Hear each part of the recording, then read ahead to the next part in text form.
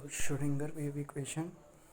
Schrodinger ने wave function और particle nature दोनों को इकट्ठा करके at the and wave nature या वेव फंक्शन जो है microscopic object just like electron की एक्सप्लेन किया था। मेनली वो वेव फंक्शन पे ही टारगेट कर रहे थे। श्रोडिंगर मोस्टली हाइड्रोजन या छोटे छोटे एटम्स के लिए बड़ा अच्छा सूटेबल एप्लीकेबल है। श्रोडिंगर ने एक वेव इक्वेशन बताई जो कि बिहेवियर बताएगी और एनर्जीज बताएगी सब एटॉमिक पार्टिकल्स की। जनरली जो अपने सिलेबस में है that is strictly based on electron, but proton की भी हैं और न्यूट्रॉन्स की भी हैं wave equation. For timing will concern with the electron. So ये पार्टिकल नेचर की टर्म में कैसे बात करती है कि वो मास की बात करती है। जितना मास ज़्यादा होगा उतना हमें पार्टिकल नेचर ज़्यादा दिखेगा।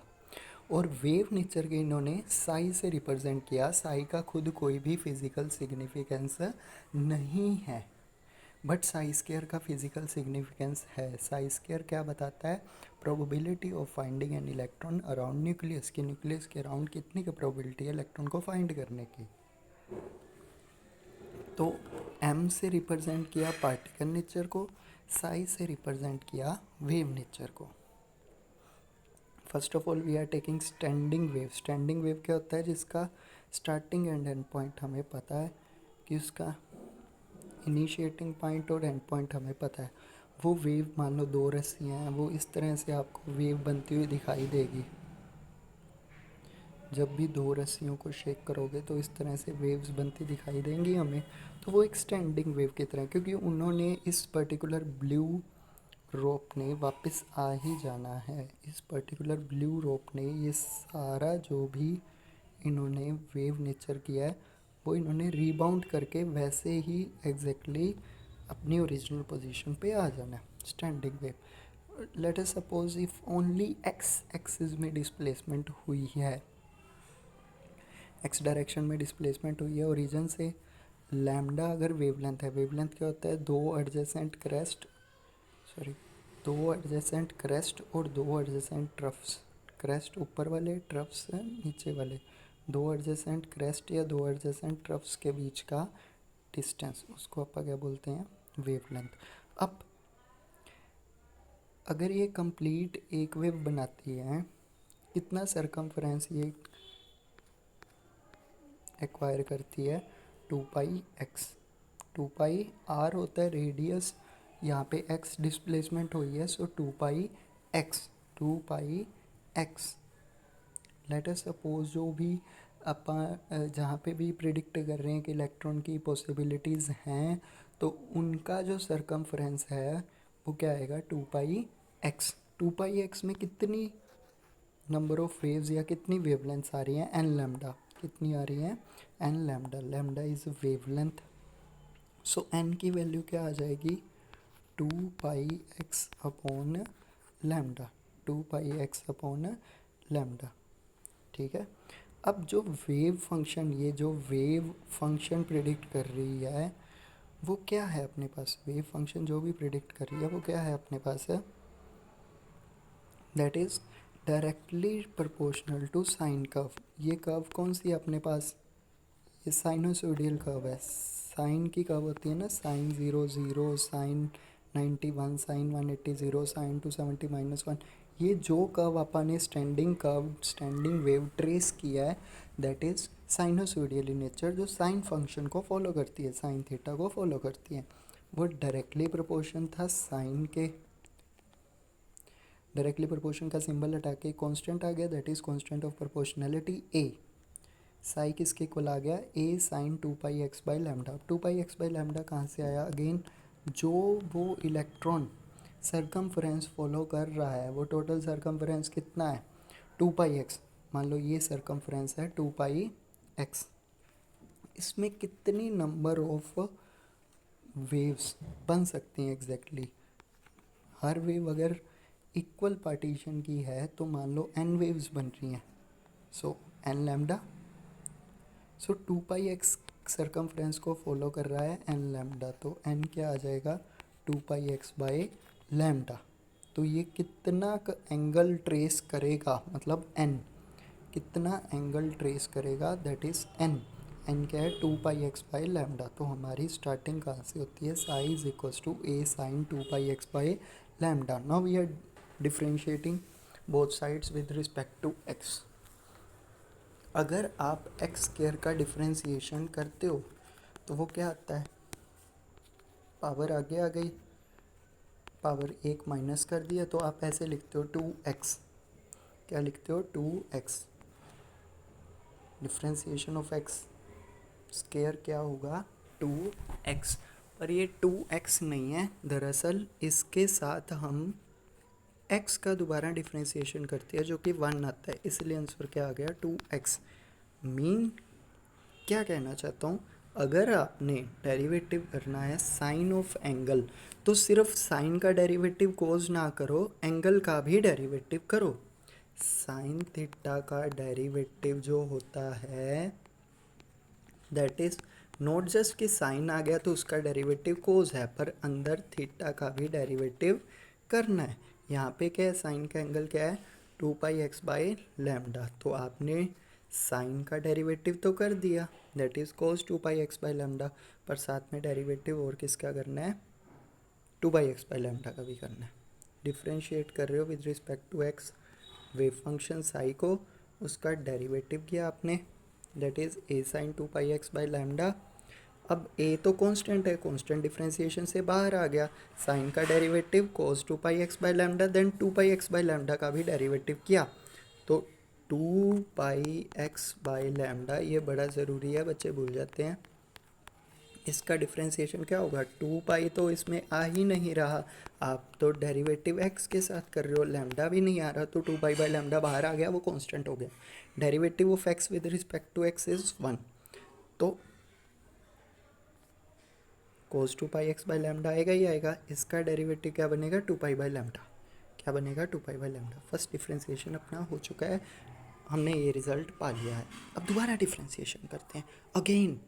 a 2π/λ तो चलो बाहर है, a 2π/λ बाहर है, डेरिवेटिव किसका करेंगे, मेनली डेरिवेटिव करेंगे cos 2πx/λ का। अब cos 2πx/λ, cos का डेरिवेटिव माइनस साइन, cos का derivative minus sine, not just कि हम cos का डेरिवेटिव करेंगे, हम एंगल का भी डेरिवेटिव करेंगे, कि सिर्फ cos 2πx/λ वो आ गया माइनस साइन 2πx/λ, पर हमने डेरिवेटिव करना है एंगल का भी, दैट मीन्स 2π/λ दोबारा आएगा। एक बार पहले 2π/λ आ गया, एक बार 2π/λ दोबारा आ गया, दो बार आ गया, और माइनस सिंबल तो है ही, cos का डेरिवेटिव माइनस साइन, cos का डेरिवेटिव माइनस साइन, तो माइनस सिंबल आ गया। Now we are putting our value, d² psi over dx² क्या आ गया, minus 4π²/λ², a sin 2πx/λ, double derivative किया। अच्छा, a sin 2πx/λ, a sin 2πx/λ, a sin 2πx/λ क्या था, साई, तो डबल डेरिवेटिव जो है with respect to x, that is d² psi और dx² क्या आ गया आपके पास है। अब यहाँ पे माइनस है तो उधर जाके क्या हो जाएगा, प्लस, पर ये तो वन डायमेंशनल है, इसमें तो अपन ने change with respect to x ही देखा है ना, क्योंकि डिस्प्लेसमेंट x थी, तो ये वन डायमेंशनल है। इसको टाइम इंडिपेंडेंट वेव फंक्शन, कहीं पे टाइम यूज़ हो रहा है, कहीं पे भी टाइम वर्ड यूज़ हो रहा है, डेरिवेटिव में, डेरिवेशन में कहीं टाइम आया है तो टाइम इंडिपेंडेंट वेव फंक्शन है, वन डायमेंशनल है, स्टैंडिंग वेव है, वाइब्रेट कर रही है एक्स एक्सिस पे। अब वन डायमेंशनल नहीं, थ्री डायमेंशनल यूज़ करो, तो साई की जगह कौन सा साई आ रहा है अब अपने पास, जो एक्स पे भी डिपेंड कर रहा है, जिसमें डिस्प्लेसमेंट एक्स की भी है, वाई की भी है, और जेड एक्सिस की भी है। और पहले देखो एक ही चीज़ थी अपने पास, अब थोड़ा कॉम्प्लिकेट ये हो जाता है, तीनों एक्सिस का डेरिवेटिव करना थोड़ा कॉम्प्लिकेटेड हो जाता है, तो हम क्या करेंगे, पार्टली या पार्शली, पहले सिर्फ x का डेरिवेटिव किया, फिर ऐड कर दिया जो y के साथ डबल डेरिवेटिव किया, मतलब x के साथ डबल डेरिवेटिव, फिर y के साथ डबल डेरिवेटिव, फिर z के साथ double derivative. d is complete differentiation, this particular curl is partial differentiation, जो एक कर्ल सा ऐसे कर्व सा बना के डी करते हैं ना, दैट इज़ पार्शियल डिफ्रेंशिएशन। जब बहुत सारी चीज़ें हों, x y z u v r जो भी, जब काफ़ी सारी चीज़ें हों बट हम सिर्फ एक चीज़ पे ही गौर करें। देखिए पहले सिर्फ एक्स एक्सिस थी तो अपन कंप्लीट डिफ्रेंशिएशन यूज़ कर पा रहे थे, अब तीनों एक्सिस आ गए तो पार्शियल, बस ये ध्यान रखना है पार्शियल आएगा। अब थोड़ा कर्ल कर दो तो इसकी जगह हम क्या लिख सकते हैं, this particular thing that is equals to 0। ठीक है, अब इतनी बड़ी टर्म आ गई, this is nothing but Laplacian operator. क्या बोला, डबल डेरिवेटिव तीनों एक्सिस के around, double derivative that is partial करके तीनों एक्सिस के अराउंड, उसको आप क्या बोलते हैं, लैप्लेशियन ऑपरेटर। लैप्लेशियन ऑपरेटर, तो इसकी जगह आप लैप्लेशियन ऑपरेटर का सिंबल यूज़ कर सकते हैं, that is del square. That is del square. Del square किसका डेल स्क्वायर कर रहे हैं, साई का। ये जो डबल डेरिवेटिव किया है ना पार्टली, इसको आप क्या बोलते हैं, डेल स्क्वायर। ठीक है, अब अपने पास चीज़ आ गई, del square psi plus 4 pi square upon lambda square into psi. पर व्हाट वाज माय गोल, मेरा गोल वेवलेंथ था ही नहीं, मेरा गोल था एम साई, मेरा गोल था एम, मेरा गोल था साई, मेरा गोल था एनर्जीज, मेरा गोल था बिहेवियर। कहाँ है मेरा गोल, है कंप्लीशन नहीं हुआ ना, तो एम आया ना साई, तो चलो आ गया। एम नहीं आया, एम का रिलेशन नहीं आया साई के साथ, एनर्जीज के साथ रिलेशन नहीं आया, बिहेवियर भी नहीं पता मेरे को साई का। तो अब मैं क्या करूं, लैम्डा को एम की तरफ कैसे पुट कर सकूं, lambda is equal to h by m v, lambda is equal to h by m we.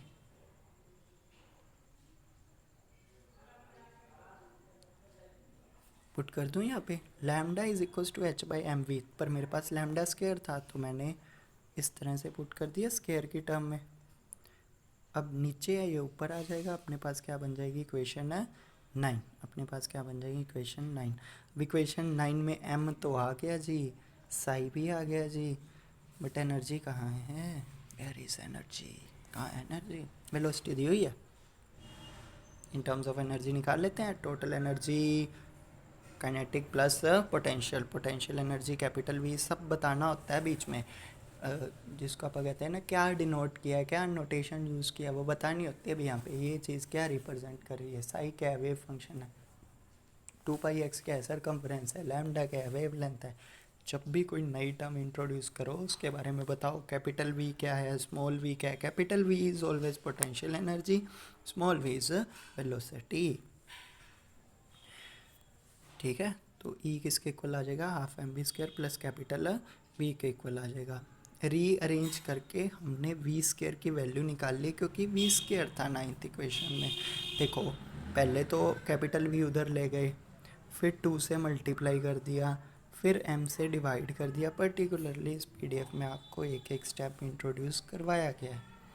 अब जब वैल्यू पुट की तो कुछ टर्म्स कट हो गई, हमारे पास ये इक्वेशन बन के आई जो पार्टिकल और वेव नेचर दोनों रिप्रेजेंट करिए, particle nature in terms of mass energies, wave nature in terms of Sai, है ना।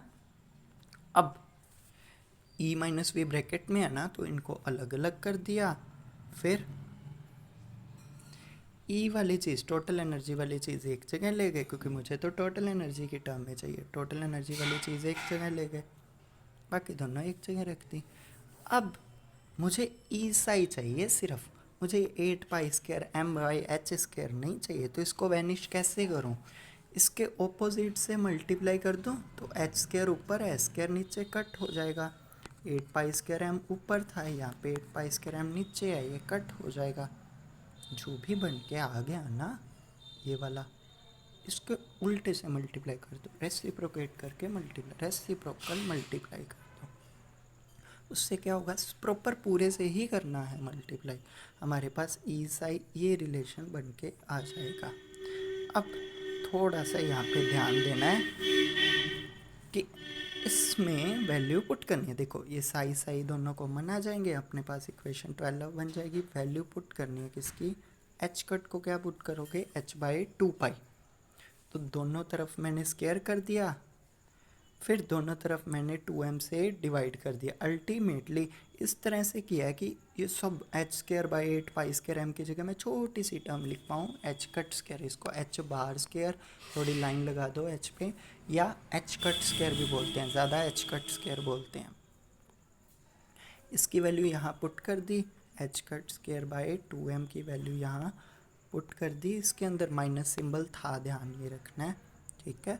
तो अपने पास ये फाइनल रिलेशन आ गया। अब इसमें दो चीज़ें हैं, एक तो काइनेटिक एनर्जी भी है और पोटेंशियल एनर्जी भी है। देखो E आ गया, साई आ गया, M भी आ गया, एनर्जीज आ गई। और साई पे ज़्यादा फोकस है, वे फंक्शन पे ज़्यादा फोकस है।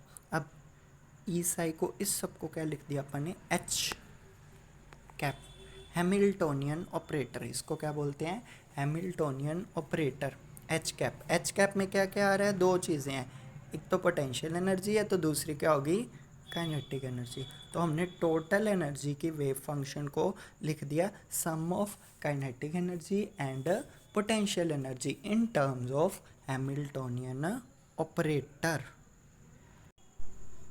अब ये जो आपका हैमिल्टोनियन ऑपरेटर बन के आया है, दिस वन, ठीक है। अब कुछ एक साथ में ये भी लिख देना सॉल्यूशंस, मतलब साई की वैल्यू क्या क्या हो सकती है। साई सिंगल वैल्यू होनी चाहिए, दो वैल्यू नहीं हो सकती साई की। रियल वैल्यू एक्सेप्ट करो, इमेजिनरी वैल्यू एक्सेप्ट ना करो। साई हर पॉइंट के हर जगह कंटिन्यूस होना चाहिए, ऐसे नहीं है सडन चेंज आ गया, बहुत ज़्यादा चेंज आ गया। साई जो वेव फंक्शन है वो फाइनाइट होना चाहिए। इन्फिनिटी तो पॉइंट्स पे साई की वैल्यू बहुत कम होनी चाहिए। वेव फंक्शन या वेव का नेचर, हम इलेक्ट्रॉन का जो भी नेचर प्रिडिक्ट करेंगे, वेव नेचर, वो एक कन्फाइंड एरिया में ही प्रिडिक्ट करेंगे, नहीं हम बहुत दूर तो उसका ओरा नहीं एग्जिस्ट करवा सकते। तो अगर साई कंटिन्यूस है, साई फाइनाइट है, साई सिंगल वैल्यूड है, तो उनके डेरिवेटिव्स की भी कंडीशन सेम होंगी, दैट इज़ कंटिन्यूस होंगे वो।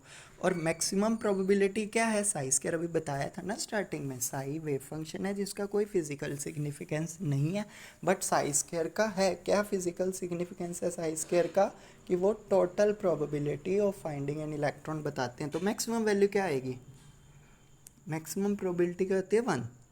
तो मैक्सिमम प्रोबेबिलिटी कि आप लेके चल रहे हो -∞ टू +∞, कहीं भी इलेक्ट्रॉन का आप वेव फंक्शन प्रिडिक्ट कर रहे हो, ये होता है over volume, dx dy dz। सारे वॉल्यूम में, स्मॉल वॉल्यूम लिखा है ना, सारे वॉल्यूम में आप चेक कर रहे हो, तो प्रोबेबिलिटी क्या हो गई, 1। प्रोबेबिलिटी क्या होगी उसकी, 1। सो स्टार्टिंग से हमारा गोल यही था कि हमने बिहेवियर एंड एनर्जीज फाइंड करनी है in terms of particle as well as wave nature. Particle nature में एम के रूप में और वेव नेचर में साई के रूप में। सो हमने स्टैंडिंग वेव उठाई जो कि फिक्स्ड स्ट्रिंग्स के अराउंड वाइब्रेट कर रही है up and down, forming sinusoidal curve, sine curve, ठीक है। तो कहाँ से आया, 2πx सरकमफ्रेंस है और अपने पास उस सरकमफ्रेंस में n वेवलेंथ्स फिट हो रही हैं, तो n की वैल्यू क्या आ जाएगी, 2πx/λ। तो उसका डेरिवेटिव करो, उसका डबल डेरिवेटिव करो, देन ये तो एक एक्सिस के अकॉर्डिंग आई है, डबल डेरिवेटिव में साई पुट कर दो, ये तो एक एक्सिस के अकॉर्डिंग आई है, कंप्लीट डेरिवेटिव था। अब पार्शियल डेरिवेटिव की टर्म में उसको 3 डायमेंशनली लिख दिया। यहाँ पे थोड़ा सा ध्यान रखना, =0 है। फिर अब प्रॉब्लम ये है वेवलेंथ की टर्म में, यहाँ पे ये ध्यान रखना है वेवलेंथ की टर्म में हमें मास की टर्म में चाहिए। जैसे ही मास की टर्म में आ गया तो मास के साथ वेलोसिटी आ गई, वेलोसिटी की टर्म में नहीं चाहिए, एनर्जीज़ की टर्म में चाहिए। तो हम वेलोसिटीज़ को एनर्जीज़ की टर्म में पुट कर देंगे। पहले तो देखो लैम्डा आ रहा था, फिर लैम्डा की जगह h/mv पुट किया, लैम्डा स्क्वायर की जगह h/mv का स्क्वायर पुट किया, देन v स्क्वायर आ गया तो उसकी जगह एनर्जीज़ के टर्म में पुट कर दिया।